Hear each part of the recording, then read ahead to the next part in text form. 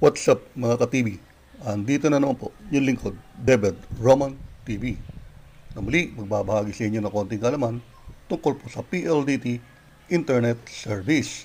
At kung bago pa lang po kayo sa channel ko na ito ay make sure po na nakapag-subscribe na po kayo at pakiclick na rin po yung notification bell para updated po kayo sa mga susunod po pang mga videos.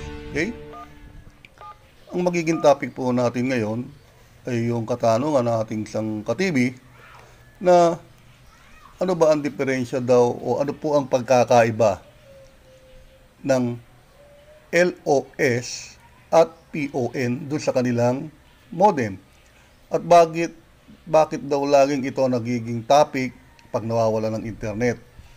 So, yun po ating magiging topic ngayon, ang pagkakaiba ng PON at LOS.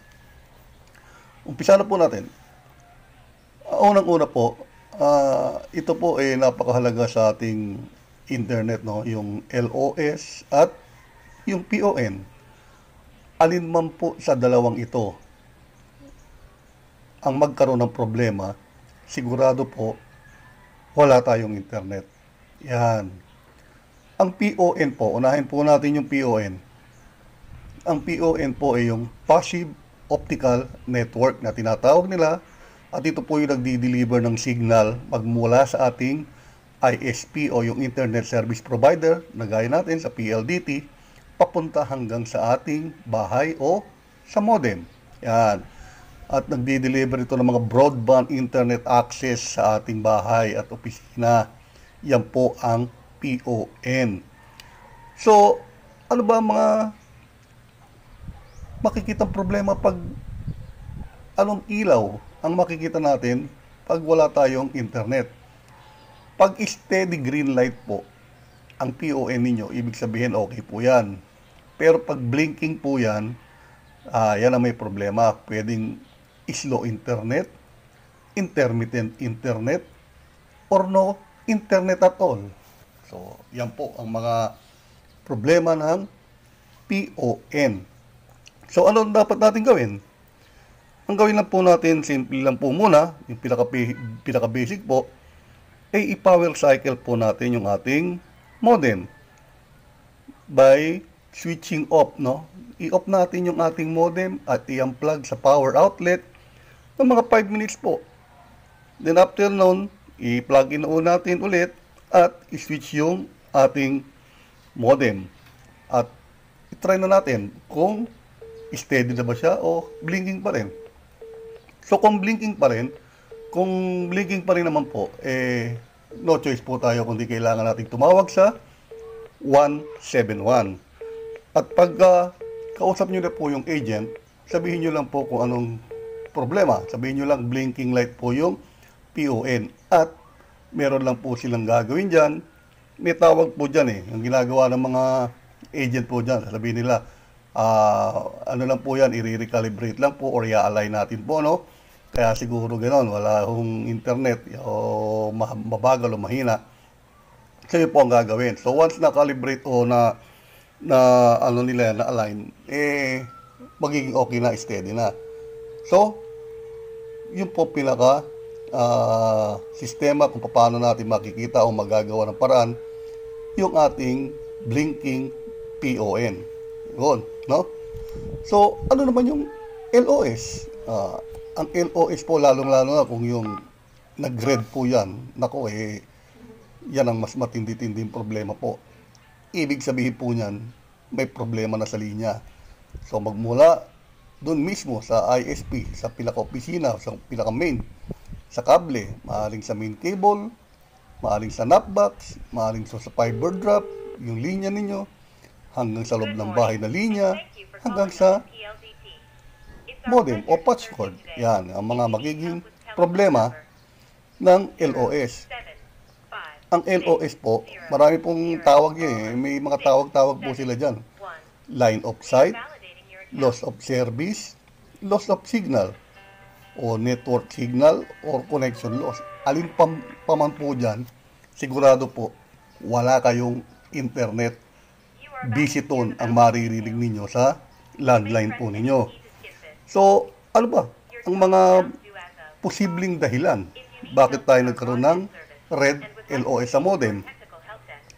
Maaari pong loose o yung maluwag o hindi maganda pagkaka-plug-in o may damage na po, may kagat ng pusa, aso, daga, yung ating patch cord.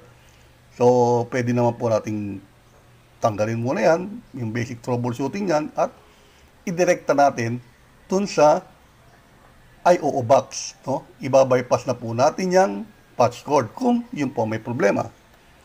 At pwede rin pong yung fiber cable na, no? Yung magmula dun sa IOO box hanggang dun sa OJB box. Tingnan niyo baka yung may bali, may tupi, may ipit, yan, yung mga gano'n po, o may damage na yung mga connectors, no? Tingnan niyo po, baka dun lang yan. At pwede rin yung fiber optic cable na po, mismo sa main, may problema, no? Pagmula dun sa main cable hanggang sa nut box, maaaring nasagi ng truck, nabunggo ng truck yung poste, natumba, nabali yung kable. At nasagi ng mataas na mga truck, yung kable ninyo, ayan. So, kailangan po dyan talagang iba na ang gagawa, yung mga technician na po. Hindi natin magagawa ng basic troubleshooting yan. At kung mayroong outages o service interruption ng PLDT. So, yan po mga posibleng dahilan kung bakit tayo nagkaroon ng LOS. So, paano natin mapipix ito? Yung basic troubleshooting. Yan. Yun nga, check po natin yung ating pong yung ating patch cord, yung inside wire, hanggang dun sa may OJB. So, pwede po natin idirekta muna yan dun sa IOO. At kung ganun pa rin, pwede po natin idirekta yan dun sa OJB box, no? Ilalabas lang po natin yung modem, maglagay tayo ng extension cord para umabot lang po, no? Para magamit lang temporarily habang inaantay natin yung technician. At kung ganun pa rin po, tumawag na po tayo ng 171, no?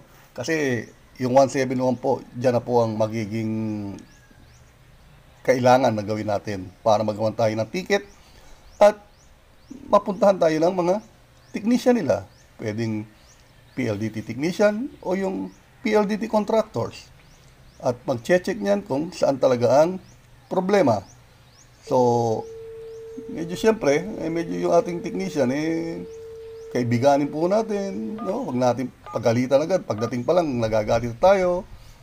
So, kung po pwede, kaibigan po natin para at least mas ganado naman yung technician gawin yung ating linya.